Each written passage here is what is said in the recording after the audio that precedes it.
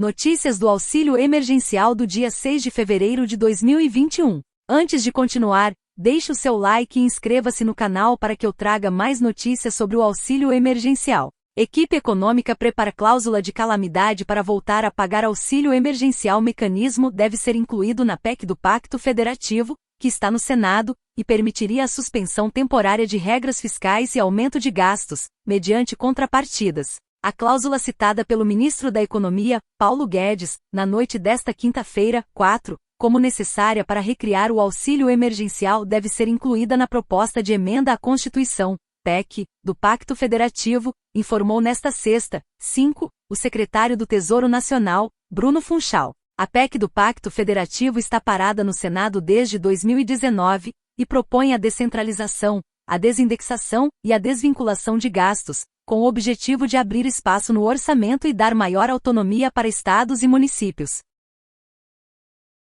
Nesta quinta-feira, 4, após receber a visita do novo presidente do Senado, Rodrigo Pacheco, DMG, Guedes afirmou que o auxílio emergencial poderá ser recriado para pelo menos metade dos beneficiários que receberam o pagamento em 2020. O auxílio emergencial, programa de transferência de renda motivado pelos efeitos econômicos da crise sanitária do coronavírus, se encerrou em 31 de dezembro. Primeiro, o programa concedeu principalmente para trabalhadores informais e desempregados R$ 600 mensais entre abril e agosto, depois, R$ 300 entre setembro e dezembro. Segundo Bruno Funchal, o novo mecanismo a ser incluído na PEC do Pacto Federativo seria uma espécie de cláusula de calamidade, conforme havia informado o blog de Ana Flor.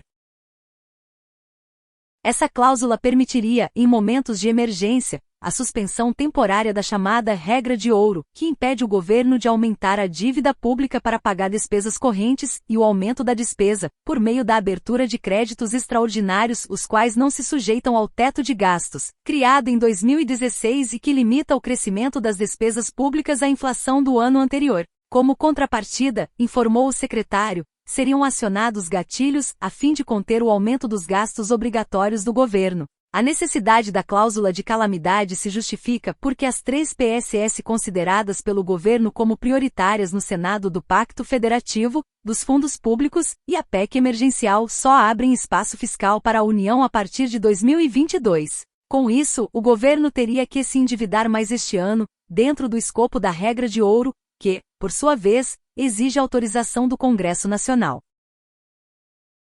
Com a cláusula de calamidade, o governo ficaria desobrigado dessa regra fiscal, e não precisaria mais desse aval dos parlamentares. Porém, segundo Bruno Funchal, mesmo com a cláusula de calamidade, o governo federal ainda precisaria cumprir a meta fiscal, que prevê um déficit de até R$ 247,1 bilhões para 2021, segundo a Lei de Diretrizes Orçamentárias, LDO. Como o crédito extraordinário deverá dificultar o cumprimento da meta, o governo precisaria pedir ao Congresso a alteração do valor da meta previsto para este ano por meio do envio de um projeto de lei complementar. O fim do auxílio emergencial já levou 2 milhões de brasileiros para a pobreza apenas em janeiro. Ao todo, 13% da população do país, ou 26 milhões de pessoas, estão sobrevivendo com uma renda per capita de apenas R$ 250 por mês. O impacto do fim do benefício foi calculado pelo coordenador da Cátedra Arulf Cardoso no INSPER, Naircio Menezes Filho, a pedido do G1.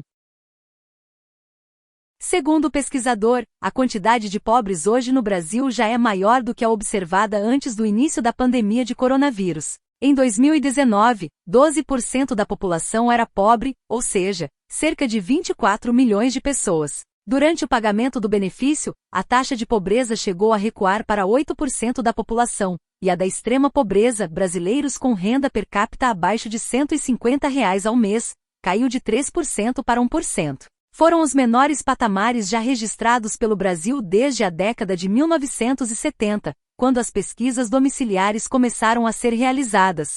Essa melhora também se refletiu no índice de Gini, que monitora a desigualdade de renda em uma escala de 0 a 1. Quanto mais próximo de 1, maior é a desigualdade. O índice recuou de 0,53 para 0,47, caindo abaixo de 0,50 pela primeira vez na história brasileira. A deterioração social que o país enfrenta hoje já era esperada. Todos os indicadores começaram a piorar já com a redução do benefício de R$ 600 para R$ 300.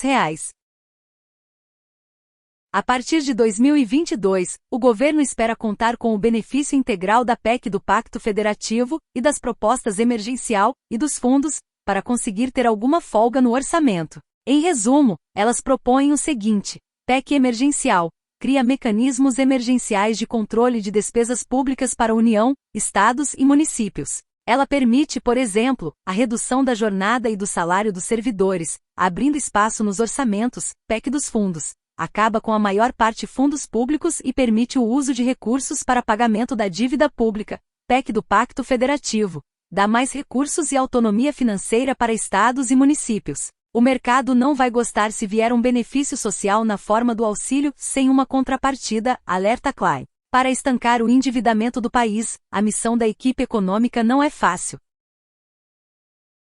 O governo teria de fazer um ajuste de R$ 84 bilhões até 2023 para impedir um novo crescimento da relação dívida-PIB, segundo uma simulação feita pelo sócio e economista da Kairos Capital, André Lois. O exercício feito por Lois leva em conta uma série de hipóteses, como um crescimento do PIB de 3% este ano, e 2% nos 2 anos seguintes, e uma taxa de juros que vai sair de 3% ao fim deste ano, e chegará a 5% em 2023. Ele também estima que a regra do teto de gastos vai ser preservada, e que o Tesouro receberá R$ 20 bilhões por ano do BNDES, além dos R$ 38 bilhões já computados em 2021. Se inscreva, curta, comente e compartilhe este vídeo para que ele possa chegar para mais pessoas. Ative o sininho para receber mais notícias sobre o auxílio e economia em geral. Vejo você amanhã com mais notícias.